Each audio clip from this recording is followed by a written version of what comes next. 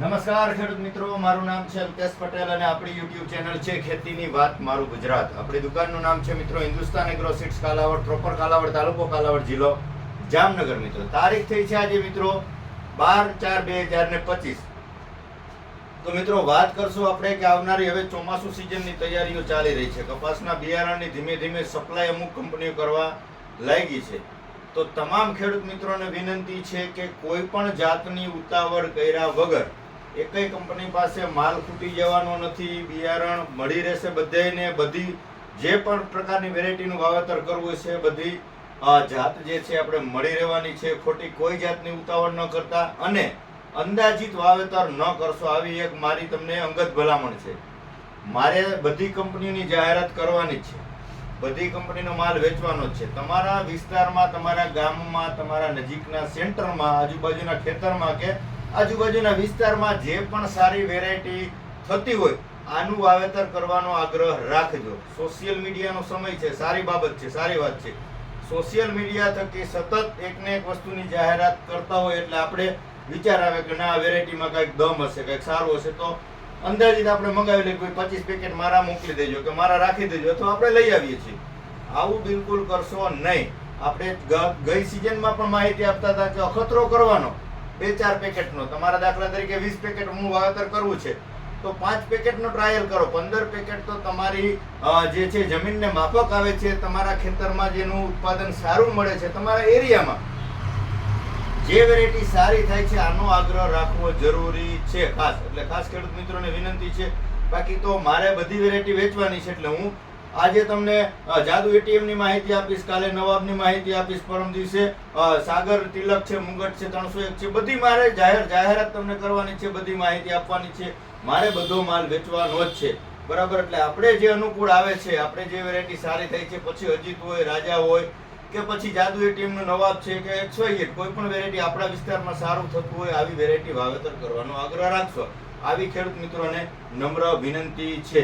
બાકી તો આમાં એવું થતું હોય કે વેચવા માટે બધા મિત્રો પ્રયત્ન કરતા હોય છે.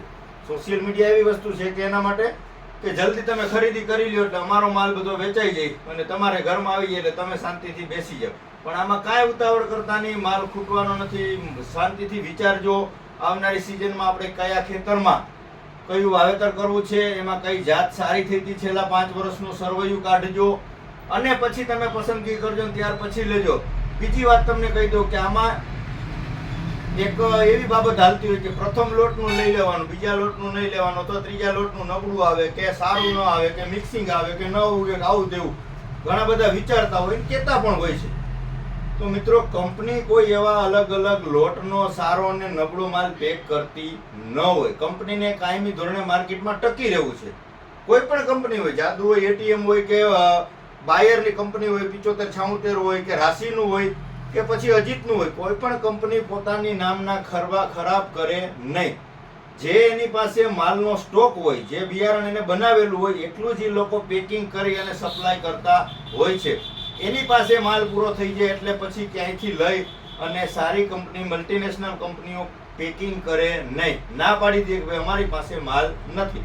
આપણે એક ઉદાહરણ લઈએ કે આ ભાઈ શ્રીના નાથ સીડનું આપણે જે સંકેત વેરાયટી આવે છે એ મળતું જ નથી. શું કામ? એને કે તમે 100 પેકેટનું કંપનીને બુકિંગ આપો તો કંપની તમને 5-6 પેકેટ આપે છે. એટલે ન ખેડૂતને પહોંચી શકે કે ન કોઈને તમે આપી શકો. હવે જો એને બીજા લોટનું કે ત્રીજા લોટનું આપવું જ હોય તો બમ્પર ઉત્પાદન કરીને, બમ્પર પેકિંગ કરીને નીચે માર્કેટમાં આપી દે તો એનો માલ વેચાઈ જ જવાનો છે. પણ કંપની આવું કરતી નથી. કંપની પાસે જેટલો સ્ટોક છે, જેટલું એને બિયારણ બનાવ્યું છે એટલું જ પેકિંગ કરે છે અને પૂરેપૂરી ગુણવત્તાની એની જવાબદારી હોય છે. અમે તમને પાકું બિલ શા માટે આપીએ છીએ? પહેલા લોટમાં આપીએ છીએ, બીજા લોટમાં નથી આપતા, આવું બને છે? કોઈ પણ બોલગાડ વેરાયટી હોય એની પહેલો લોટ હોય, બીજો લોટ હોય કે છેલ્લો લોટ હોય, અથવા તમે ચોપવામાં લઈ ગયા હોય, દાખલા તરીકે તમે વાવેતર કરી દીધું અને તમે ચોપવામાં બિયારણ લઈ ગયા તો કોઈને નથી ઉગ્યું, નબળું ઉગ્યું, મિક્સિંગ થયું, આવું કોઈ દિવસ બન્યું? એટલે આવી એક માન્યતામાંથી દૂર રહેજો મિત્રો. આ એક માલ વેચવાનો કિમિયો છે. તમને સરળ ભાષામાં કોઈ ખેડૂતનો દીકરો છો એટલે મને છેતરવાની વસ્તુ નહીં આવડે. તમે શું છે કે જલ્દી ખરીદી કરી લો. પહેલા લોટની વાત કરો કે ભાઈ પહેલા લોટમાં છે જલ્દી લઈ લેજો, પછી બીજા લોટનું નક્કી નથી. એટલે તમે શું થાય, ઉતાવળથી ખરીદી કરી લો. તમારી પાસે માલ આવી ગયો, મારો માલ વેચાઈ ગયો, આવો ધંધો આપણે કરવો નથી. તમે શાંતિથી વિચારજો. હજી આ 4થો મહિનો હાલે છે, હજી આપણી પાસે 2 મહિનાનો સમયગાળો છે. વાવણીને હજી 2 થી 2.5 મહિનાનો સમયગાળો બાકી છે. એટલે નિરાતે આયોજન કરજો, જમીનની ચકાસણી કરજો, લેબ કરજો, ખાતરની શું જરૂર છે એ મુજબ પાયા ખાતરની ખરીદી કરજો. આડેધડ એમાં પણ ન ઉતાવળ કરતા. અત્યારે સમયગાળો છે 1 મહિના સુધીમાં તો તમે લેબ થઈ અને આવી જશે, રિપોર્ટ ને બધું કમ્પ્લીટ થઈ જશે. એની પ્રોસેસને 10 થી 15 દિવસ લાગે. આજે તમે લેબ કરવા આપ્યું છે તો અઠવાડિયે 10 દિવસમાં તમને ફોન આવી જાય કે તમારું લેબોરેટરી કમ્પ્લીટ થઈ ગઈ છે, જમીનનું પૃથ્થકરણ થઈ ગયું છે. તો આ કરો.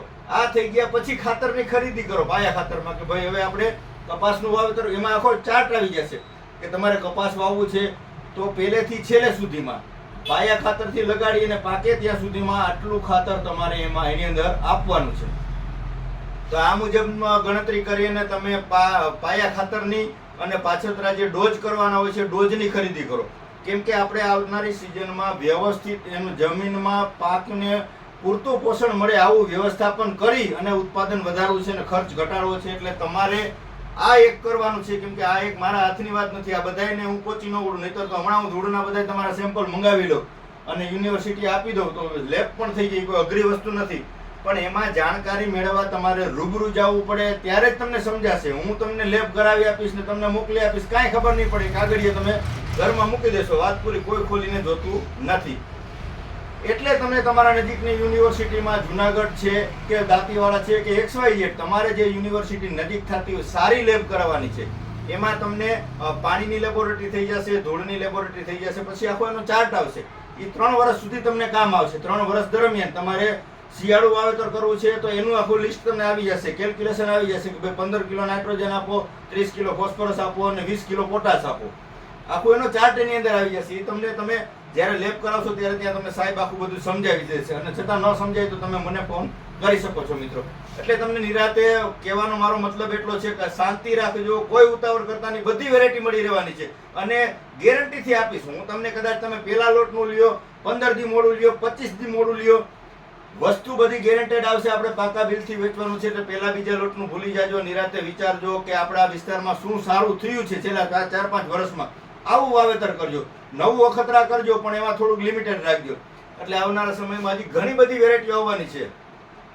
કંપની નવી સંશોધન કરીને આપતી જ હોય છે કે ભાઈ વહેલું પાકતી આપતી હોય છે, રોગ જીવાત ઓછા આવતા હોય છે, ઝીંડવું મોટું થતું હોય છે, ફૂટવાળી વેરાયટી થતી હોય છે. આવા અલગ અલગ એના ગુણધર્મો બદલાવી અને જે છે કંપની માર્કેટમાં માલ ખેડૂત સુધી પહોંચાડતી હોય. કોઈ કંપની એવું નથી કરતી મિત્રો કે પહેલા માલ સારો આપે ને પછી માલ ખરાબ આપે, પછી છેતરી દે ખેડૂતોને. આવી કોઈ કંપની કરતી નથી. કેમ કે સરકાર માન્ય પાકું બિલ છે, એની રજીસ્ટ્રેશન સરકાર દ્વારા કરવામાં આવે ત્યાર પછી જે લોકો માલ માર્કેટમાં મૂકી શકે.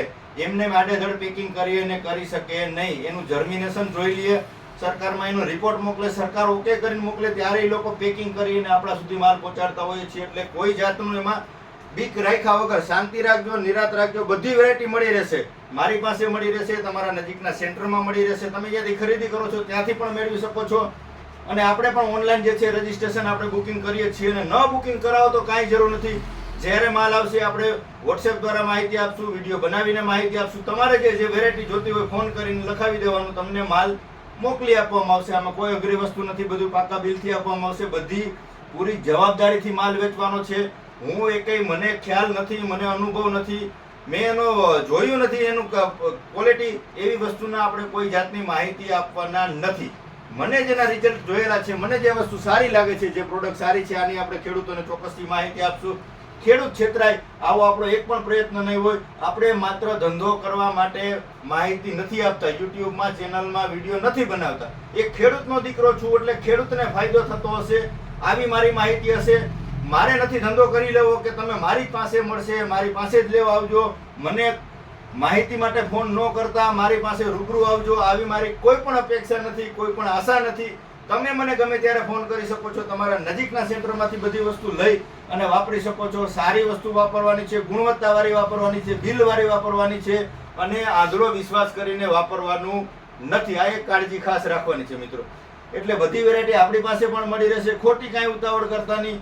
ધીમે ધીમે વેરાયટી બધી આવી જાય છે. આપણે દાખલા તરીકે આવી ગયું છે જાદુ ATM છે, એનું એક બમ્પર છે. આવનારા સમયમાં સોમવારથી જે છે સાગર લક્ષ્મીની વેરાયટી આવી રહી છે, 20 તારીખથી છે નવાબની આવે છે, પ્રભાત સીડનું, એની 4-5 જે વેરાયટીઓ સારી આવે છે એ વેરાયટીનું પણ જે છે કંપની સપ્લાય કરી રહી છે. તો ધીમે ધીમે સપ્લાય ચાલુ છે, તો નિરાતે તમે વિચારીને ખરીદી કરજો.